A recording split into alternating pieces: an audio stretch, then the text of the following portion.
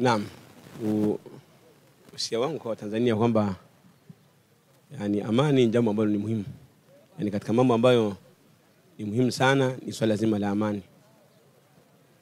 Amani ni ambayo watu wanapewa na Allah Subhanahu wa Ta'ala. Kwa hiyo Watanzania wajitahidi kwamba kila mmoja kwa nafasi yake afanye mambo ambayo ni sababu ya kudumisha amani na achane na mambo ambayo yanaweza kuiharibu amani. Leo ni siku ya Eid, wallahi alhamdulillah. Tunasherehekea Eid. Hii Eid iwe ni chachu ya watu kuweza kuienzi amani tuliyokuwa nayo hapa Tanzania. Kwa sababu amani ni jambo muhimu. Allah Subhanahu wa Ta'ala ameelezea amani katika Qur'an. Mtume sallallahu alaihi wasallam ameelezea amani katika sunna. Masahaba wameelezea amani. Lakini hata akili zilizosalimika zote zinatuambia kuhusiana na umuhimu wa kuilinda na kuihifadhi amani. Nchi ambazo hazina amani zinahitaji. Lakini wale ambao wana amani wao wanatafuta maisha mengine. Kuna tofauti kati ya mtu ambaye anaishi katika amani na mtu ambaye haishi katika amani. Kuna tofauti kubwa. Tajiri ambaye anaishi katika amani si bora kuliko maskini. Tajiri ambaye anaishi katika fujo na katika vita si kama maskini anaishi katika amani. Yaani huyu hawezi kuenjoy na maisha yake. Kwa sababu mara atakuwa amelala ndege na vita ya kivita. Mara kadha na kadha kombora limeruka pale. Mara nini milio ya bunduki na kombora na kadha na kadha.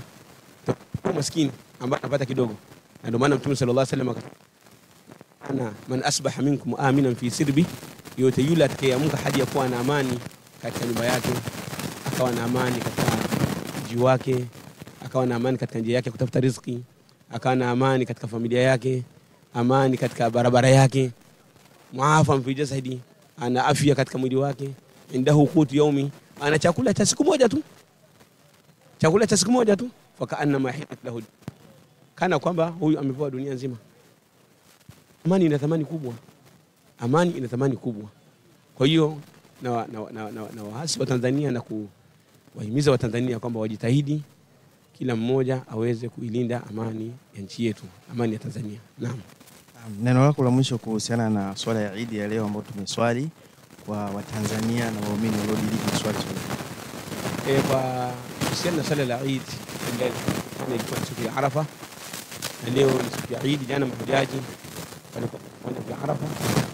Jana tumefunga na leo ikawa ni siku ya Eid. Yani hasa kina mama na kina baba watazama watoto wao wakila. Ndio. Mabadoni haya huwa za